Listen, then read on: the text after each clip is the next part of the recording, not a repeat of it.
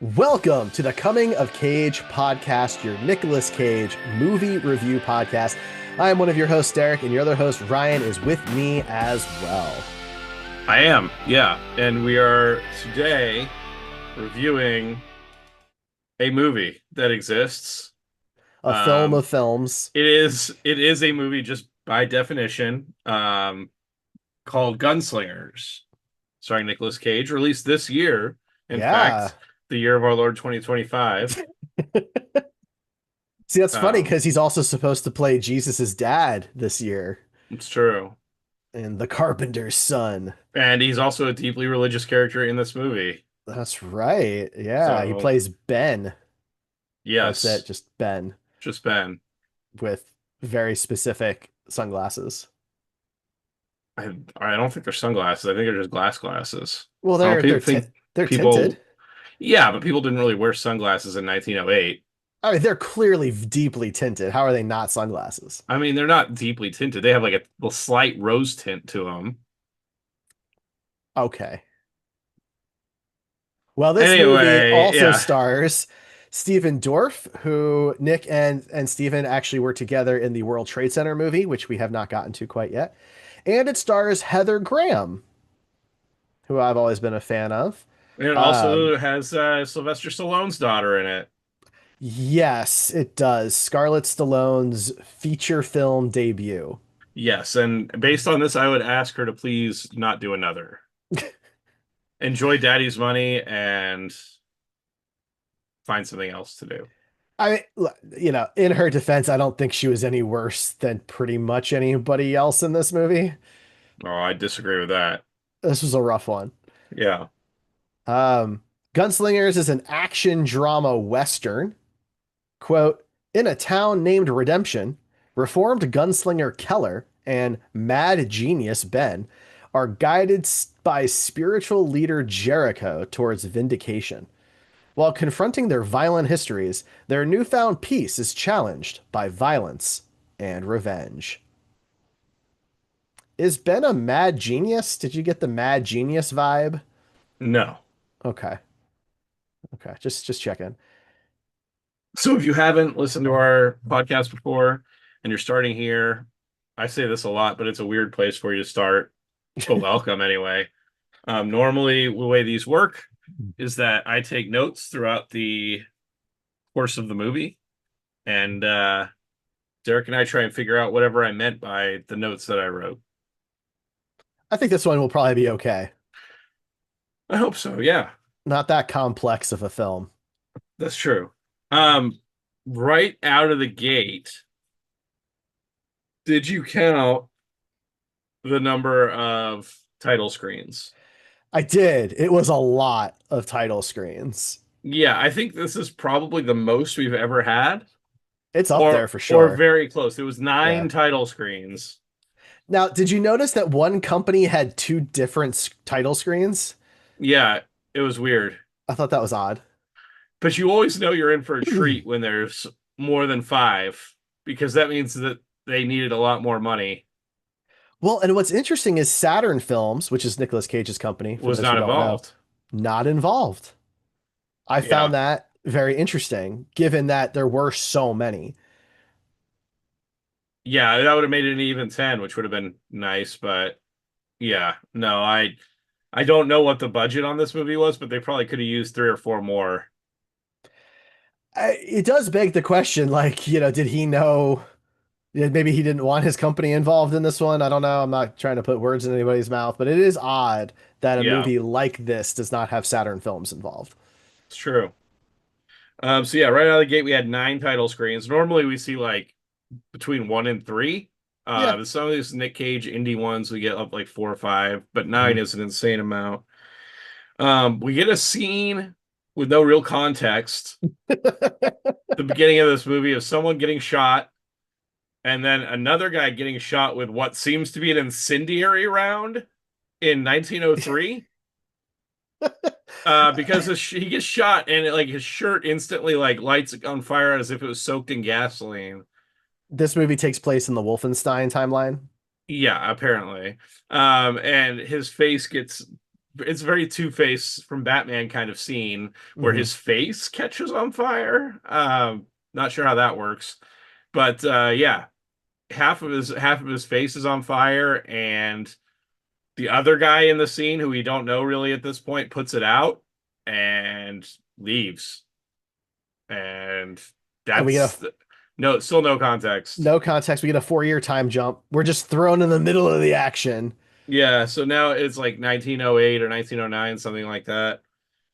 Um, we get the guy that ran away that put the other guy that was on fire out, filling up his canteen at a creek, Hmm. and another guy walks over and starts pissing in the creek. Yeah, that was uncomfortable. That was that was an Like uncomfortable like scene. upstream. He was clearly doing it on purpose. Yeah, but it didn't seem to bother Keller. He just kept filling up that water bottle. Well, I mean, he was clearly perturbed by it and pulled it up. I mean, he didn't do it with like a rush, I but feel like I would have been more in a rush, just personally. fair enough. But he starts to realize that there's like five dudes all around him, Hmm. surrounding him, and he there's a bit of exposition here to explain what happened in that first scene where apparently the guy that got killed was a Rockefeller, Right. In New and that York. in New York, and they've put out the largest bounty for any person ever. Do we ever find out like why that altercation happens? Like, okay, it's a Rockefeller, but like why? No, Okay, I didn't think so, but maybe I missed it. So, no, okay. there's the plot development in this movie is basically zero. Yeah. Um, yeah. So this is the first we get a shootout after this, and this is the first moment where I was like, okay, I think this is actually going to be really bad because if you're an action scene guy and you like action scenes, then you know that there should never be a point when a stunt person or a person in an action scene is just standing there waiting for the protagonist to do something. Right. They should Yeah. always be doing something to make it seem like they aren't just standing there waiting. But they didn't get that memo in this movie. And Well, it so reminds me of the Austin Powers joke.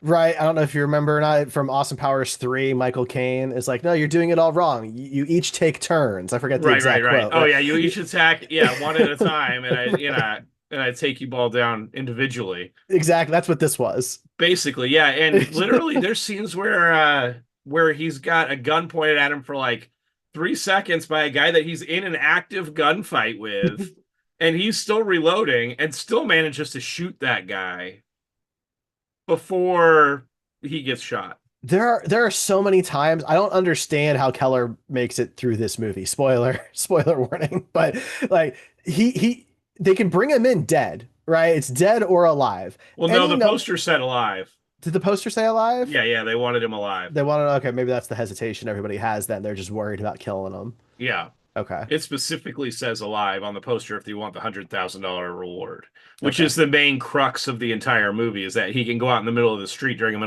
shootout and no one shoots him because they Right. know he needs to be alive. And this is But apparently the biggest payout in history. I have no idea if that's accurate, but well, I don't think this is a historical tale. no, I know, but like I don't know. Like, is that if there was this person, is $100,000, would that have been the biggest? I mean, $100,000 in 1908 probably would be pretty big. It seems like a lot, but I don't Yeah, know if that would have been the record. who knows? But yeah, the only part of this fight that was interesting, this initial gunfight, was him using his horse as a meat shield. That made me sad. It was sad, but it's at least a little inventive, a little Yeah, yeah. creative. But everything else that happens in this movie in terms of action is just not great. Um, Mm, mm. and then we get the slow-mo nature documentary, with just like a shot of a scorpion and then Mhm. like a shot of a snake and a shot of a waterfall and just some like general nature shots. And they're each like 5 to 6 seconds. So I Yeah, would I would say it's establishing shots, but what is it establishing? That animals exist in the wild? I don't know. I And really how is thought, that relevant? well, the scorpion thing is supposed to tie into Nicolas Nicolas Cage's Cage, character yeah. Ben, but it's essentially not tied No, he has together. the scorpion on his belt buckle, but And that's the that's it. only relation that we get. And we don't really even get a great look at the belt buckle. It's No, just it if never you're really paying focuses on attention. it. Yeah. Yeah. So I don't really know. I found that very odd. So something else we do when we watch these movies is that we play a game that we developed of Keicho Bingo, and we Woo! get right when Nick shows up, we get two right away. Nick wears glasses. Oh no, he just wear that's the only one. Nick wears glasses. I Yeah. also had noted that he wears a bowler hat, which is I think the first time we've seen him wear one of those in a movie. I think that's fair. Yeah. But that's not a space on the bingo card. Um, so this Keller guy shows up in town and uh he has a meeting with like some guy who we don't know at this point, and the guy asks for the map, and he has this leather map, and we don't know why it's important, and we It's never a find gorgeous out. map. It's a really nice map. Yeah, in terms of prop making, it's a nice piece, but we never find out what this map is for, or why it exists, or why it's important. Oh, so okay, no, I do think we do. I think it's supposed to be the map to the town, to Redemption. That's how he knows how to find the town. Okay. Then there you go. I don't know. The map is pretty crude, Yeah. but yeah, so he takes the map and then he asks the guy to explain to him why he should be able to join us. That's what he says. Explain to Mhm. me why you should be able to join us. And then we see the guy getting hanged. He gets baptized first. Baptized, he gets some pictures taken, and then he gets hanged. Yeah, so Nick's character is a photographer of sorts. He's just taking photos during the baptism, during the hanging, right? He's just taking photos like this whole time. Yeah, and Nick during the baptism, I knew we were in for a treat because he's just like waggling his hand in the air as if he's channeling God. And literally, the scene is like 3 or 4 minutes, and he's just doing that the whole time. Yeah, And the he's camera into keeps it. focusing on him. Well, I because mean, the big crux of his character is that he found God, right? That's like the big thing, and he's a very exaggerated character in right. this movie. He is. Yeah. I think I have it in my notes later, but it feels like he's in a totally different movie than everybody else is. Okay, so I'm glad you said that because at this point, when they do the baptism, you see all of Nick Cage's stuff, and they do the execution. Ray and I, my wife was watching with me. We thought this movie was going to go in an extremely different direction. We thought these were going to be like some type of satanic back from the dead kind of thing, I never got right? that vibe, but Well, because like it's this kind of creepy, weird town. He's trying to join them, and the way that he joins them is to get baptized and then killed. You got Nick Cage, who's the way he's dressed is just very not. It's not in really theme with anybody else, like you were saying in the movie. So everything feels very like pod people in a way, but it wasn't going to be I think aliens, you there's know. not a lot of info on this movie out there because I searched for it, but there were two things that I noticed early on in this movie that I thought were interesting that are kind of meta. They're not really like related. They're more related to production than they are the movie itself. But Okay. um, one, I think Nick Cage brought his own wardrobe, The whole thing. including the glasses. Okay. Two, I think that the budget was just really, really low Yeah. because we'll get to it later, but they have like the town eventually gets like invaded by people trying to get this guy that ran away in the beginning. And they all wear the same thing and Hmm. they all wear red masks. Hmm.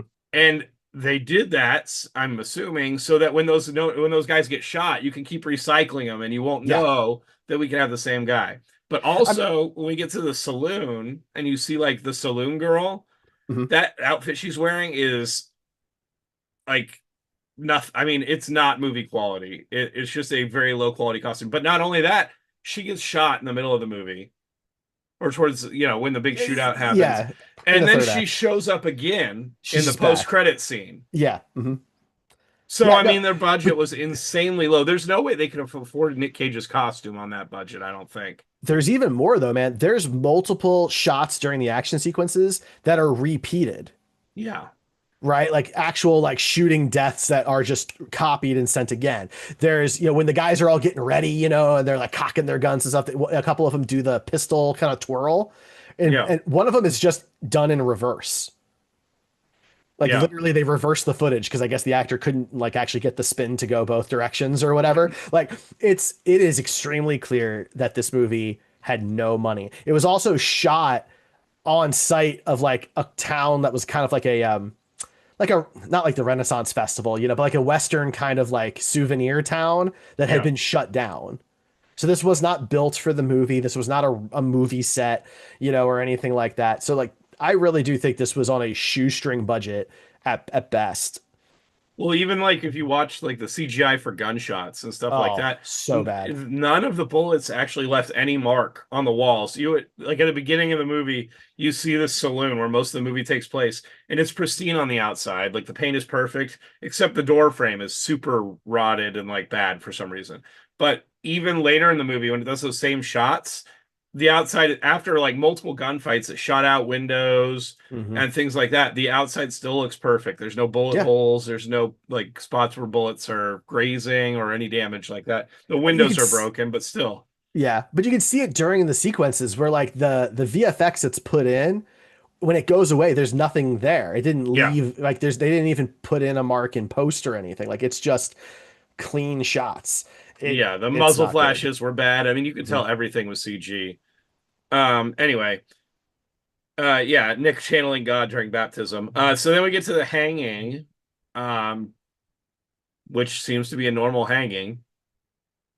And we get to hear Nick's weird, scratchy voice for the first time. And when I say that it's a weird, scratchy voice, whatever you're thinking in your mind is not what it is. I've been practicing it. I don't know if I can do it justice or not, but it's a weird one. I am curious where that came from. Was that his invention? Was that in the script? Was that, you know, where did this voice come from? He has never done anything like this. No, and he made the character almost speak in like a jive way. A little bit, yeah, But absolutely. this is in like 1908. Uh-huh. So some of I don't know. Like And, that helped with making it feel like it was he was in a different movie, I think.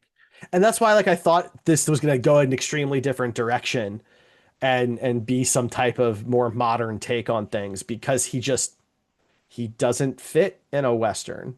Not like a realistic one, you Not in know. this Western, no. Not this character, I No, should say. this character, I don't mean Yeah. Nick, I mean the Ben character, yeah. Yeah. Um, so we get our first look at a random smoky-eyed cowgirl that did like special smoky eye makeup underneath, so that she looked extra evil. Well, she is like the second biggest bad guy in the movie, so Right. Yeah. Um, we get our first look at Heather Graham, mhm. who shows up, and we don't know who she is. She's asking for this guy that ran away, Keller, Keller. And so I kind of assumed that she was his wife or something along those lines. not far Um, off. not far off, but at this point we don't know who she is. But yeah, she comes in asking for a room for her and her daughter and food, and they have no rooms, but the person behind the counter, Sylvester Stallone's daughter, says you can have my room for free. And then she still gives her money anyway. Mhm. Um, yeah, she gets to the room and tells the daughter to eat the food and not turn around. And that's because Heather Graham apparently has a bullet wound on her leg and she Which needs to to her take care credit, of it. she's not limping at all, which No, is very and impressive. this is something throughout this movie. This is not the last time we see this same kind of thing where somebody gets shot. It doesn't really affect them in any way, but when they pull the bullet out, then the person is fine. They're Hmm. completely healed, able to move. So basically, yeah, Heather Graham like reaches in with a knife or something to try and pry it out, Yeah, it's pretty and gross. that didn't work. So then she sticks a single finger in, like one Mm. finger. But how are you going to get it out with one finger? She does though. No, she doesn't, because then she sticks a second Oh finger well, in fair and enough. makes Yeah, the wound even wider and pulls it out. Which is clearly like a weird prosthetic leg, like, it because was they still don't show gross. that was another observation I made early on, is that I wonder, I couldn't figure out, or I couldn't find out when this movie was actually made, because it felt Okay, like a COVID shoot. Because almost every really? time you see the actors, there's just one actor on screen. That's interesting. One actor on screen. Like you see the back of one and then another one, and it's almost all a lot of it's done in singles. There's certainly exceptions, but they're pretty few. So it felt like a COVID shoot. That's Um, really interesting. I didn't see anything about that, so I don't know, but that's very interesting. I do remember in one of the Nick Cage subreddits, somebody was asking when that movie was going to release, and that was back in 2024 because they knew it had been completed for a while and it just hadn't released yet. So, Interesting. but yeah, a lot of the shots, it just felt very much like they did this during COVID. That's a really Or that interesting. COVID protocols were still in place whenever they did it. I mean, according to Wikipedia, it was shot beginning in May of last year. That okay. I mean, it's certainly possible. Or So maybe they were just that's just this director's preferred style or whatever. But might yeah, be. there was a lot of shots where it's just one person, Yeah. or if there's two people, they're far away. No, I think that's a really great observation. Um, I think in this particular case, it might have been just the way they could shoot it, like the type, because the other pieces, going back to the budget, is the way this is shot. It looks in many, many, many scenes like a home movie, Yeah, right? So who knows what kind of camera equipment they were even working with, and maybe framing larger group shots was just difficult with the equipment that they had. I don't really know, but I I could believe that for sure. I thought I was gonna sneeze. Maybe not. All That's right, we'll staying keep in. going. That's staying Yeah, in. it's standing. Okay, so we get to the next scene, which is some guys digging up a casket, right? Mhm. Which is allegedly where the dude Keller was buried Right. after his hanging. And so they dig up the casket, and inside is a wolf's head in a bag. And somehow one of the guys from town is there that knows about this conspiracy and starts telling them they made a mistake. And then there's another big shootout, and a couple of their, red shirts from the other side die. But the smoky eye cowgirl and whatever, they get away. So here's a question for you. Why do you think they bothered putting, Anything in there at all? yeah, It's a great question. okay. I don't have an answer.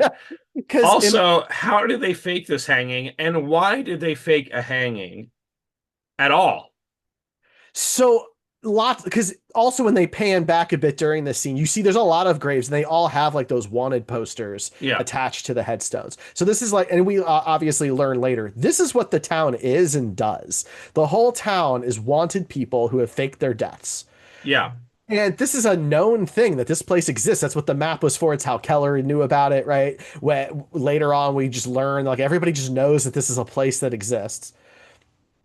So why are you faking the hanging? I don't know. Maybe I guess in case out of towners are there, but then why not just do it later? I don't know. The whole thing makes no sense to me. See, I asked that to my partner who was watching the movie with me, and she said so that maybe because they can take the pictures and make it look like they were hung.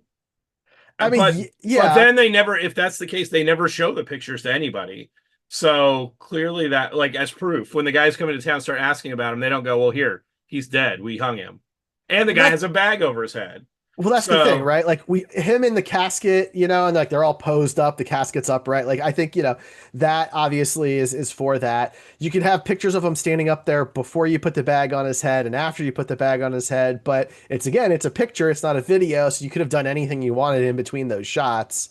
right. So like I don't know, but they actually do hang somebody. So who did they hang? Do they? Don't we see the thing drop out and Nick's there taking pictures? Yeah.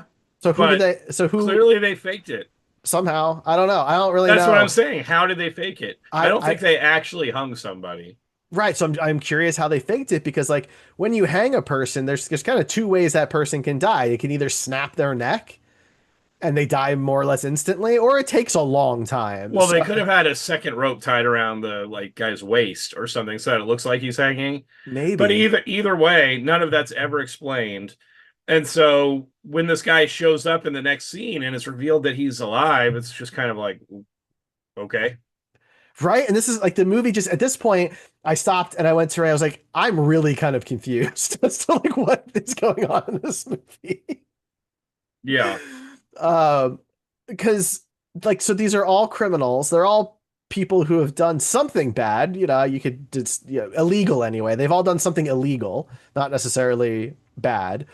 But like, I mean, later in the movie, most of them are killers, right? Like they all shoot fairly well, especially Ben.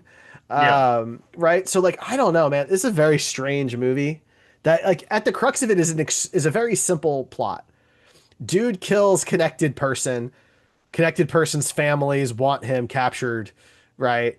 That's the crux of the movie. yeah. But the rest of it in between is weird. It is.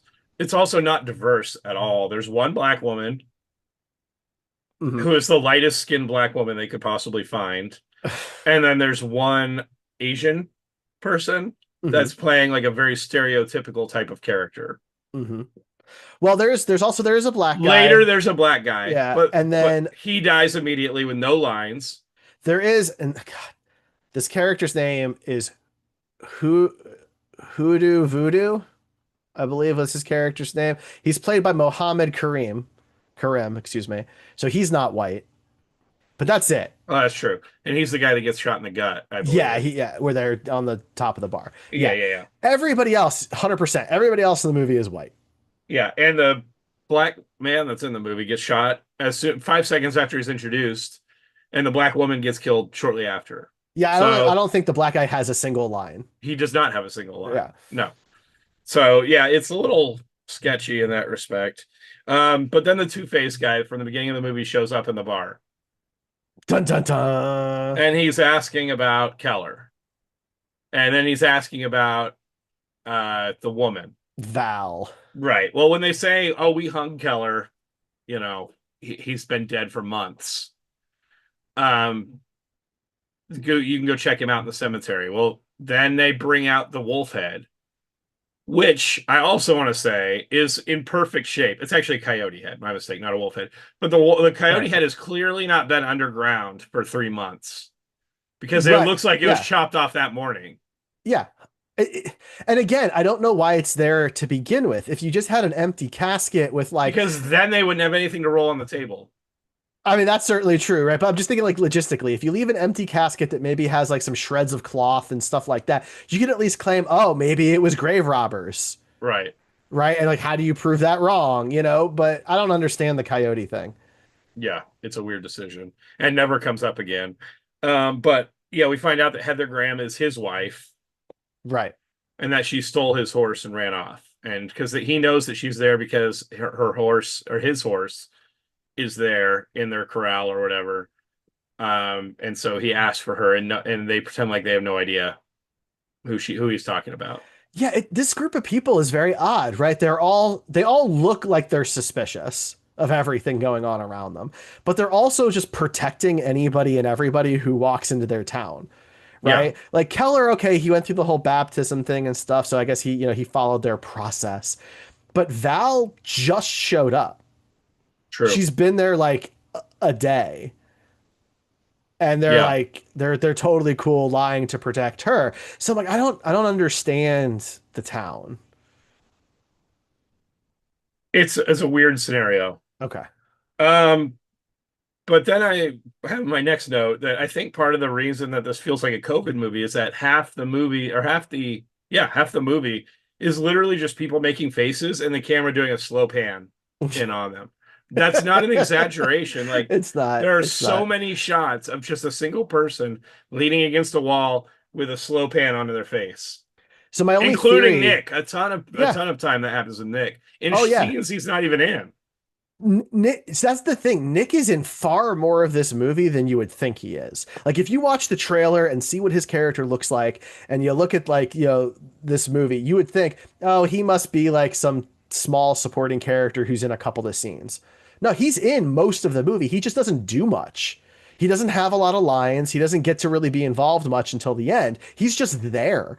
And so my big question is, if you're gonna pay him to be on set so much, why not make him one of the main two guys? He didn't want to do it. That's the answer. He wanted to be this weird character. You don't think he could have had a lot of fun playing the brother? I forget the brother's name, but I don't think he wanted to do that. I think he wanted to play this weird character. fair enough. But I think he showed up on set and he said, "This is what I'm gonna do," and improvised 90% of the stuff that he did in this movie. There's no way that most of that was written on the page. it's certainly possible. And I kept waiting for him to have his moment, and it comes so late in the movie, and it's so short. Yeah.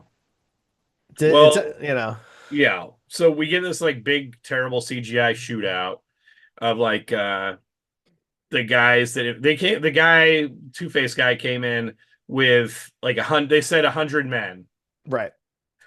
and so there's like these big shootouts, and a lot of those guys just die off, unceremoniously. And there's like Um, 15 people for Jericho yeah, or for Redemption. I mean, like, right, 15-ish, give or yeah. take. There's not that many. No. Um, yeah, I mean 15. Yeah, I Uh, just mean in general. It's not that big of a number. yeah. Um, we find out that Keller, or we found out earlier that Keller is kind of hiding away from the town in like a barn because we get a scene next after the shootout where they built a campfire in the barn right next to a bunch of dry hay bales. Yes, we noticed that too.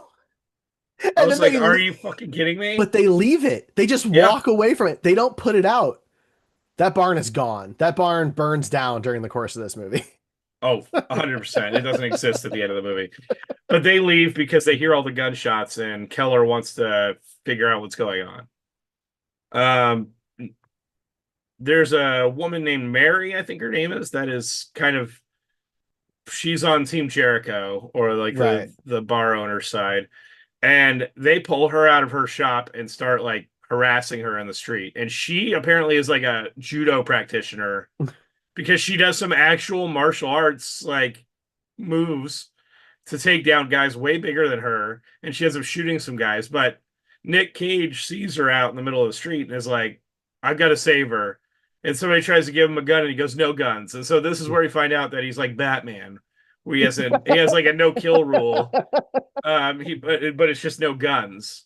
So he goes Uh, out in the middle of the street in the middle of a shootout, grabs her, manages to not get shot, and then there's a super obvious stunt person transition where he like dives under a cart, like feet first. It's like a forward, yeah. and I was like, that was definitely not Nick Cage doing that. So he saves this young girl and gets her into the bar. I don't know. I think she would have been fine on her own, frankly. She seemed okay. Yeah. When they get inside, she tries to give him a gun, and he tells her that there's fire in hell and then yells hot fire in this weird scratchy jive voice. Yeah, man. Yeah. I don't understand. See, that's the other thing. Like we get no backstory on anything that's going on. So like, is he is he worse than everybody else? Did he do something like really, really bad that he's trying to like repent for? Like, or We have what? no idea. No clue. We get no answers. He just dresses really interestingly and talks weird. It has the most custom glasses available in 1908. Yeah, right? Like, where did he even get those? Um, yeah, so at this point, I started noticing that there's no bullet holes in any building after the shootouts, and that like the outside is still perfectly fine. It's all stun Um, guns. we get the reveal that this Two-Face guy is Keller's brother. So his Dun dun brother, dun. it was supposed to be a big reveal, but it really didn't feel like anything. And that the Heather Graham is his wife, and that there's some sort of tension there about that. I mean, come Um, on. How early on did you figure that out? what the brother thing? The kid thing, Oh, I mean that was obvious literally the right? second, yeah, that it was revealed. Okay. Um, so they tell like he Keller goes back into the building, and they tell the brother is like constantly yelling at this building in the middle of the street, just yelling. But I think in this case he's saying like you guys have 15 minutes to give him up. Anybody that leaves the building will be allowed to leave, and you'll be fine. You'll be given safe passage. whatever. And so there's like a bunch of tenants that are just like renting rooms in the building Yeah. that were there for a shootout. Like a shootout happened and they were just fine, but now they're deciding to leave. Literally like four guys with big, Well, big suitcases. they also wait till the 15 minutes are up to At do the it. very end, yeah. You To be know, fair, like Jericho is the guy that runs the bar, and he says, "You guys need to go now." but like So the big bad guy, is that Levi? Is that the big bad guy? I don't know. He's like giving them 15 minutes and up. Your time's up, guys. Let's get going. Go now. Train's leaving. I'm like, what is happening in Yeah, this it's movie? very weird. So after the 15 minutes, these guys in the bar start making plans. But the way they make plans is like yelling stuff. And it's like they think that their bar is soundproof, but it's literally a Western like saloon that has just swinging doors and all the windows shut out. Yep. So they're yelling at each other and speaking very loudly about what their plan is when they know that the brother is just standing out in the street, probably 12 feet away. But It's that's on the never honor addressed. system. They It's they on the literally honor system. they do this throughout the whole movie, and it's literally never addressed. So Jericho says that he's got a bunch of bullets below the building or something. And so him and Sylvester Stallone's daughter decide to go get these weapons and bullets. And they're apparently in a cave. It looks like there's some sort of bunker or cave. I don't really know what It's a happened. cave. They call because she calls it a cave. But Uh, literally, it's buckets and buckets of bullets, weapons, everything. There's no way that two people are going to be able to carry all this. but it's And also they don't. like not very close to where they need to be. No, it takes them like hours to get there. They're gone for a long time. Yeah. So yeah, this is where when all those guys go to leave the building, the black guy and the black woman that is a bartender there, they leave behind all of the other dudes that were there, but they specifically shoot the black guy. It's Mhm. never addressed where this bar is or where this town is it? Kentucky. Because is it? Okay, because they didn't say if it was, I know there was some references to North and South, Yeah, it's in Kentucky. and I figured that if it was in the South, that having a black woman as like, a bartender would probably be met with some problems. I think that's fair, but I also get the sense that this town probably doesn't get a lot of like travelers. Yeah, Just given like what their purpose is. true. But anyway, the black guy gets shot immediately, and then the black woman gets shot trying to go back to the bar. Basically, everybody who was trying to leave gets killed, which I mean is Yeah. like, of course they are. And it's then we get another big shootout, but these shootouts are so bad. I mean, you can't tell anything that's happening. At one point, Keller comes back, and you just see guys like fly away in front of him, and you don't know what happened. I think it's implied that he's throwing knives, Oh, is that but what that was supposed to be? I think so. But you see like two guys just dive in front of him, like they just Yeah. got killed, and you don't really know what happened. And then it cuts to a stunt guy who leans into a barrel that's on fire and then starts running around after he catches on fire. And I was like, oh my God, really, guys? There was no story to sell why he's now on fire, but he just kind of leans into the barrel. It's so bad. Yeah. And then it starts raining randomly. But the rain, most of the rain is fake. It's VFX rain. Yeah. It looks so bad. There's multiple scenes too where like characters clearly went out into the storm and are just They're not wet bone at dry. all. Not Yeah, even yeah. not even remotely. I'm like, Well, what? also, so did you notice some weird filters? They look like iPhone filters or Android photo filters being used over this film. I do think the whole thing looked like it was shot on a phone. Yeah.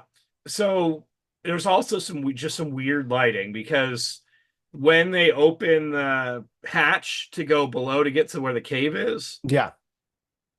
you can like hear thunder and lightning. Well, you hear thunder, you don't hear lightning, but you know what I mean. You can hear thunder, Ka-chow. but there's a bright blue light coming from underneath Yeah. the bar, and I think it's supposed to be lightning because it flickers a little, like it gets brighter a little bit, but it's constant. Hmm. So there's no way that could be lightning because lightning doesn't outlast like 4 seconds of brightness. And then like there's another scene where Keller is in front of the bar and the bar lighting is all bright orange and it looks like the bar is literally on fire behind him, but it's Mm, not. It's just the lighting with whatever filter or whatever they were using on this film was very weird. yeah. Yep. Um, we get one of the Mohammed, the actor, I don't remember the character's name. It's not really listed on IMDb, but Hoodoo. um Hoodoo, he gets put up on the bar because he got shot in the gut. And so they pour whiskey on the wound, which they do in every scene in this movie that has a wound in it. Um, and then they start digging out the bullet, and he yells that you have your hands inside me for some reason. He's And then freaking out. The guy's freaking. I'm fine with him freaking out. I get it. they pull the bullet out, and he's immediately fine. No, he passes out. We don't see him again for like an hour. Sure, but the next time we see him, he's like he winces a little bit when he gets up, but other than that, he's fine. Yeah, but he misses the rest of the fight. So. Yeah. Um, let's see. Oh yeah, everyone is healed once bullet comes out. That was my next Hmm. note. Yeah. Um, yeah, so when the guy Derrico comes back with a bunch of guns and bullets and stuff like that, he brings back some of the guys like cowboy belts, like gun belts, Hmm. including Nick's. Right. But also some of the other guys. And so, this whole time there's literally a perpetual shootout could happen anytime. But these guys just decide to do some quick gun tricks, Yeah. you know, as you This is do. this is where one of those scenes where they reverse the tape. Right, but I'm You less know, concerned about that and more concerned about these guys just think they have time to like show off gun tricks. Uh, everybody knows a gun is more accurate afterwards. yeah. So early on in this movie, when it was showing Nick randomly, just a lot of scenes that he didn't really participate in, he was just there. Hmm. I had a theory that he was going to have like this heroic moment where he saves everybody. As soon as he said no guns, I said Yeah. he's gonna get a moment where he gets guns, and it turns out he's like the best gunslinger in the whole bar. Right. He is the gunslinger. Yes, he is the gunslinger. Uh, And turns out, we get that later, but we get the first kind of hint at it because he gets his gun belt back and puts it back on, and he's got like these two special guns and a special belt buckle and with a scorpion and whatever else. hmm. Um, Yep. and around this time, I had a theory that I think he's trying to do like what Billy Bob Thornton did in Sling Blade, like he's just trying to go so far out with an accent, Mm. but it just doesn't work the way that Sling Blade worked. I mean, I haven't seen Sling Blade in 20 something years, so it's hard for me to say, but Sling Blade was at least correct to like the period and the region. yeah.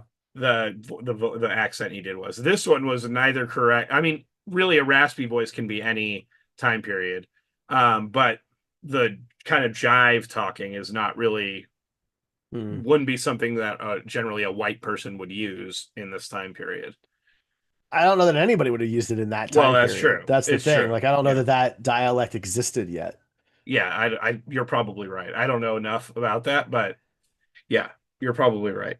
Um, and then Keller and Heather Graham's character decide to have some mid standoff coitus.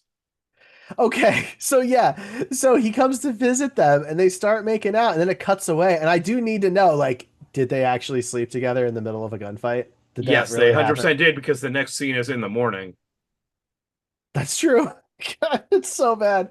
Oh We my find God. out that one of the guys from the bar snuck out and communicated with the brother and now is setting up a sabotage. Yeah, They he's go trying to in save himself. the morning after the coitus, they go in through that little hatch, which is like the most widely known secret hatch ever. Well, because like one of the big cruxes of the movie is that this guy, the main bad guy, I think Levy or Levy or whatever the frick his name was. He's talking about how like, look, I could turn you all in and get the rewards on all of you, but if you give me Keller, I won't. Right. Right? That's the big thing. And obviously, most of these people are like, of course you will. You'll get anything that you can, in this situation. So this one guy is like, well, I'm gonna take the bad guy who's already lied to us at his word. Right. and I'm gonna betray the whole town just in case he's telling the truth this time. Right. Well, they get Keller out at gunpoint and Heather Graham's character, Val, and the daughter out at gunpoint. And then they decide to throw some dynamite in there, 3 sticks of dynamite. We get the biggest CGI dynamite explosion you've ever seen. It's, God, it's Um, not good. And look, I'm not saying that you can't have good looking VFX explosions and stuff. This is just not one of them. it's not good. Yeah. And I mean, when you see the shots of it exploding inside the saloon, the explosion is much smaller than it is when you see the shots outside of the saloon. Hmm. So that's all very weird. Yeah, and so at this point, it's shown that he's collecting everyone. Any bodies from wanted people that they recognize, they get thrown into the wagon. And so they have like start a lineup of dead bodies outside the saloon.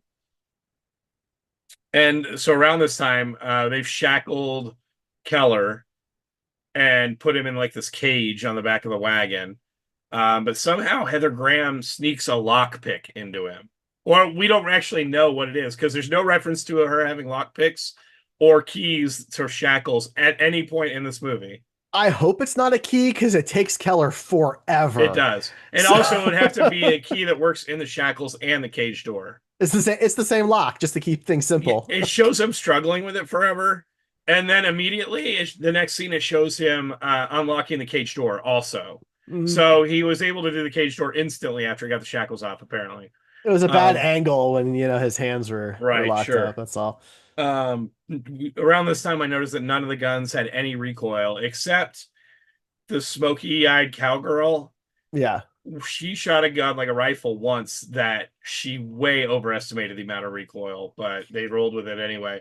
But every other time they're shooting these like 357 Magnum pistols or whatever they were back in the day, the 357 I Cowboy or think they're whatever. 357 because that's the type of ammo that they're talking about. So Yeah, or 44 Magnum. I don't know if that existed back then. Whatever it was, but they're shooting all these and there's zero recoil.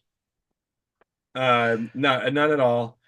Um, Yeah, and so they find three guys that are alive, and the brother's like, "Oh, well, I get the same whether you're dead or alive, so it's easier to take you dead." So he tells the his goons to go hang them.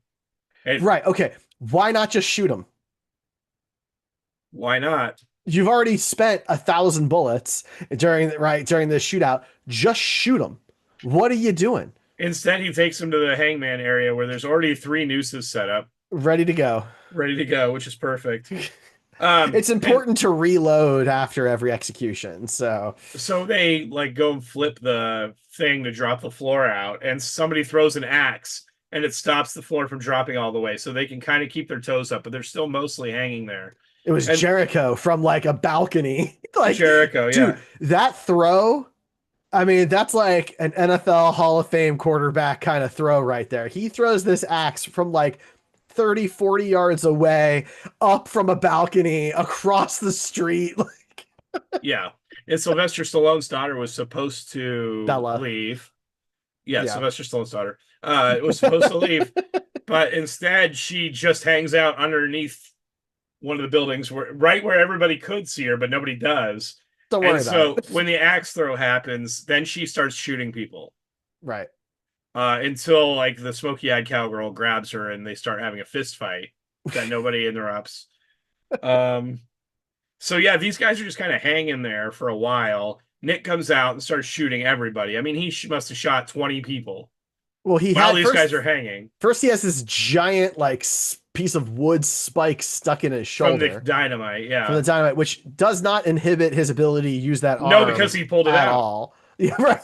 just Right. like the So he's bullets. so he's good to go. Yeah, you're good to go once you pull it out. And look, I'm no expert. I don't know what the numbers are, but like, does nobody's neck break when you hang them in this town? Everybody can like Well, if last you 20 look, minutes. my partner, we were watching this, said that there's no way that would have broken their neck. When she sees the guy, the first hanging, she's like, it dropped. Okay. He didn't drop nearly far enough Ah, for it I see. to like there wasn't enough slack on the rope to make it. And Oh, so okay. so yeah, Okay. and it was the same with those guys. Interesting. Um, They're not picking up enough speed. Okay. well, or it shows that they're just using this for fake hangings. Well, right. I think that's why it's designed that way. That's a good catch. Yeah. Yeah. So Nick shoots a gun. We get that. It's a bingo card thing. And once There he is this great kills there's this great one moment though where he's like surrounded by four guys, right? They've all got their guns on him and he's just standing there and then it just takes four guys again before they can shoot any of them.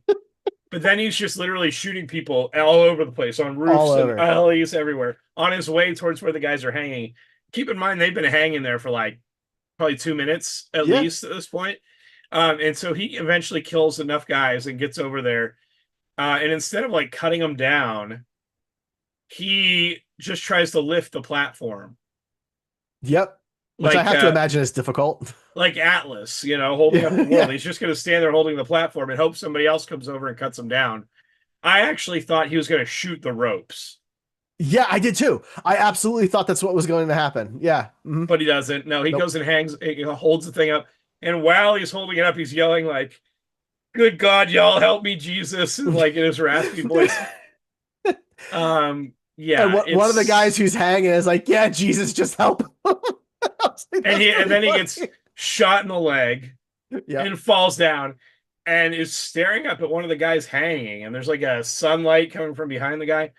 And I feel like the scene was supposed to have something like some meaning there, but I didn't really get it. Other There than was like Nick certainly, staring into the eyes of a guy that's dying. yeah, there was supposed to be weight there for sure, but it didn't work. Yeah, and so the smoky-eyed cowgirl and Stallone's daughter are fighting, and eventually, Stallone or the smoky-eyed cowgirl gets the advantage and pulls out a gun and is pointed at her head, but she hesitates again, just long enough for Jericho to show up and shoot her in the back, because she could have just ended it right there, but she doesn't. We have to have that like 30 seconds of hesitation. God. And so eventually, one of the other dudes comes over and helps lift up the platform, Mhm. and somebody else goes up and unties the guy's necks, and they're like rough, Yeah, but yeah. then they're fine. So, They had to catch well, their breath. It's okay. one of them seems to be dead, Right.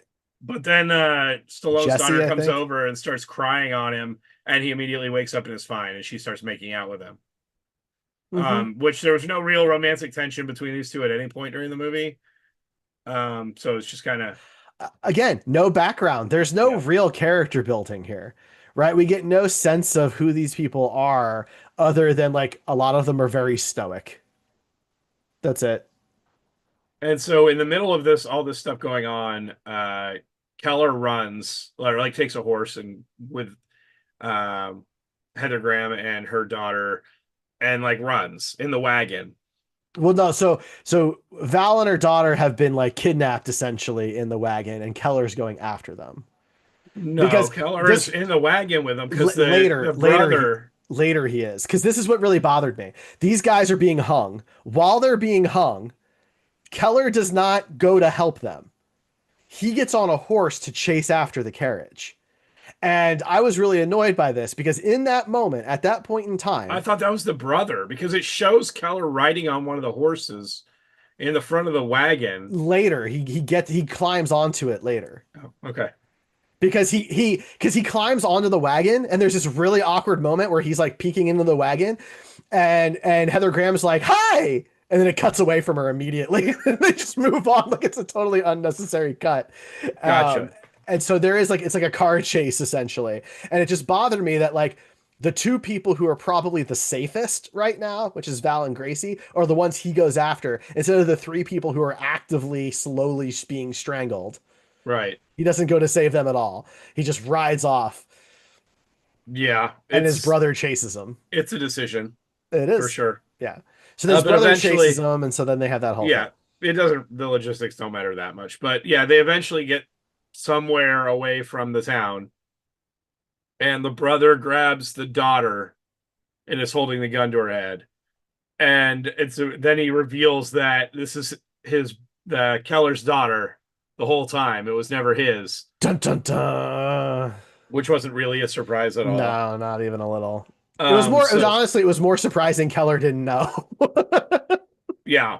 And so he's saying like, I can make sure we get out of this, or blah blah blah. Or no, he's saying you put a gun to your head, and if you kill yourself, then I'll, which doesn't make any sense because they wanted him alive.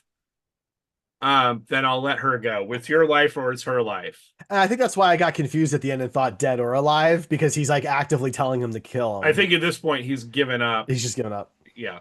And so somehow Keller pulls out a gun with enough speed to shoot this guy very cinematically through his eye patch, because there's something with eyes in this movie. The director really likes telling us the character's backstory through their eyes. Yep. But yeah, shoots him through the leather eye patch, and blood just pours out, and he falls down dead. And this girl's not traumatized at all.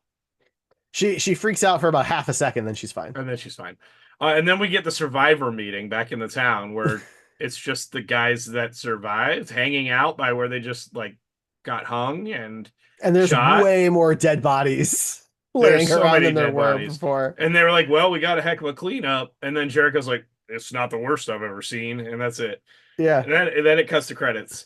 And then after the credits, there is a scene, surprisingly, where it seems like the guy that was the traitor. Mm-hmm. It looks like he's in New York or something, and he starts he's wearing like a really fancy suit, and he's talking about the time where he like he was able to get the biggest bounty of all time, Right. But he faked it. He's bragging Which about this at a poker game. Yeah. And then two guys walk into this bar where he's at with their like cowboy hats down so you can't see their face, and they both sit down at his table, and it's revealed that it's two of the guys I think that were getting hung. Yeah. And yeah, they kill him, I guess, and that's the movie. But also they reused one of the actresses from the saloon in this scene in the same outfit. So it looks like she came back from the dead. She came back from the dead, yeah. Which is like some Mystery Science Theater stuff, by the way. Like there's literally, I forget the name of the movie, but there's a Mystery Science Theater 3000 episode where like this woman dies in one scene, and like 3 scenes later, she is just back in the movie as if nothing happened. It's like that type of movie. Right. It's crazy, man. It's so what? We're supposed to believe that this guy got the reward somehow without a body? I mean, I guess. Like, I don't fooled the Rockefeller family. He fooled the Rockefellers, but then somehow was able to be tracked down by these other 2 guys. I don't know, man. I don't know. Yeah, it's weird. And that's the end of the movie. That's it. So usually at this point in the podcast, we go and read some reviews to see if it's just us in our little bubble that's hating on a movie, or if it's pretty well received or well agreed upon outside of us. So should we start with the 10-star review, Derek, or a 1-star review? Are there 10-star reviews? There's 4 reviews on IMDb that are 10 stars. Wow. Okay. let's hear them, because that's shocking to me. Yeah, okay. So from Too Gnarly, he says, this was not as bad as the bad reviewer stated. It's not the best Western, nor is it the worst. It's a lot like those other spaghetti Westerns that are never mentioned, but are quite good if you ever see one. It is full of cliches and interesting badass characters. The plot is sound, and even the gunslinger only town is an interesting idea. This is not in any way believable or even historical, but it's a real fun watch for those who enjoy an intense shooter-upper. Nicolas Cage plays a strange role, and to do his raspy voice must have been quite difficult to pull off. Kind of reminds me of Eastwood's Drifter character that is a preacher who picks up his guns in the end. Nothing questionable, no nudity or foul language. I give it a 10 to offset the bad reviewers. Okay, so hang on. I think this person's on to something. I bet you that was the inspiration. Probably. That's a great catch. So there's another 10 out of 10 by Tia5. It says, don't watch. This is an absolute horrible movie. New low for Nicolas Cage. The best part of the show is the last 2 minutes, and that's not saying much. Poor production, cheesy script, every classic Western scenario or situation, but doesn't flow at all. Also, hair, makeup, and teeth way too perfect, LOL. And that's a 10-star review. So I'm not sure if this person knows how reviews work. Here's another 10-star review that's titled "One of the Worst Films I've Ever Seen." So I feel like these people aren't quite sure how reviews work. So let's go ahead and go to the 1-star reviews, I guess, because that's pretty much it. Yeah, let's do that. 10 stars. Let's Let's hear from the see. people who know how to set a rating. Woodrow B3 had got 9 thumbs up for this review. Okay. A very terrible movie with very good actors. I will start from the three friends of Nicolas Cage being hanged, but the writer decided not to cut the ropes but go below them and just yell, "Help me, help me." I will count this act as a downgrade to humanity. But also the time when Thomas Keller went out the front door just with all enemies pointing at the barber, he decides to go out and shoot people and nobody tries to shoot him. And also a guy from Nicolas Cage's group got shot on the shoulder, but when they tried to take out the bullet, it was in his stomach. And the worst thing was after cutting out the guy and taking the bullet, they did not even bother to stitch him or put burning knife. Auto heal, the amount of IQ the director and writer have on this movie is devastating. Should have taken another guy for the job. All in review, worst movie. Snow White is a little bit better. Okay. Yeah. I assume he means Honestly, the live action remake and not the original. yeah, I'm assuming so. Samuel Mark St. Samuel reviewed this just like a week ago. I've never been a huge fan of Nicolas Cage's acting, but this movie takes it to another level of awful. His performance and voice are painfully bad. One scene sums it all up.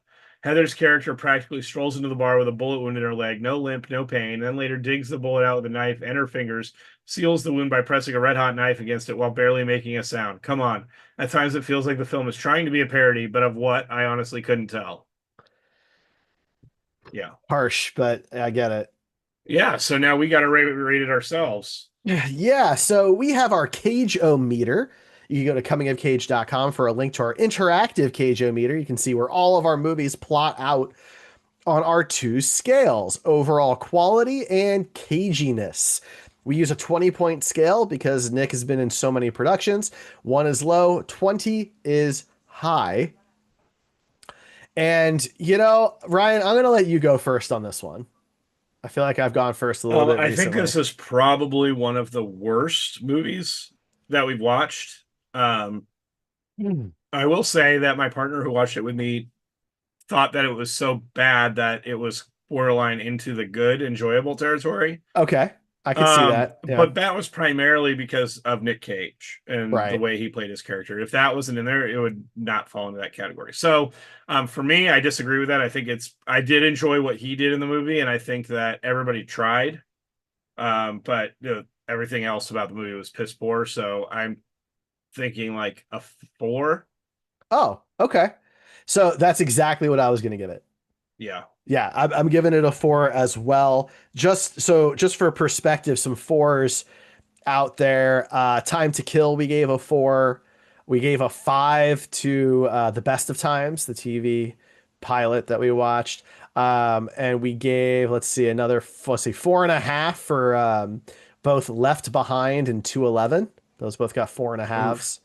Oof. Rage got a 4, just Yeah. for perspective there.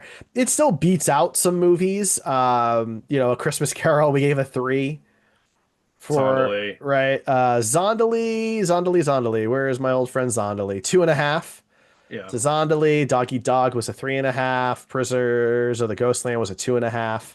So there are certainly worse movies. I would certainly watch this over several of his other movies. Um, but it's a bad movie. Yeah. Agreed. So, caginess. I mean, It's pretty high. it's pretty high, right? I hesitate to, do something, up there like a 20, but it's pretty high. I'm thinking, I'm thinking a 17. 17 is where I was at too. Yeah, we agree on that. It Okay. was very high. I think the only thing that kept it from being higher was that he was not in a lot of the movie other than just like making faces. But anytime he had like a speaking part, and even like the scene where the baptism, where he's doing the thing with his hand and like Hmm. moving his body, or when he wakes up and randomly spouts a Bible verse. He did a lot in this movie, so I think, yeah, it's high. So I think 17 is good too, also because he's doing different things here. He's not doing the stereotypical caginess that Right? we sometimes look for. For example, like for Never on Tuesday and Matchstick Men, those got an 18 and 17 respectively. Now, obviously, he's barely in Never on Tuesday, but it's very steering into those stereotypes Yeah, for how he can do certain things when he's really pushing the limits. Yeah. So there you go. 4 on quality and a 17 on caginess. So this kind of goes into that quadrant of it's pretty bad, but maybe you'd have fun with it. Yeah. You know, it's up there with the, Prisoners of the Ghostland and Vampire's Kiss and that quadrant. Right.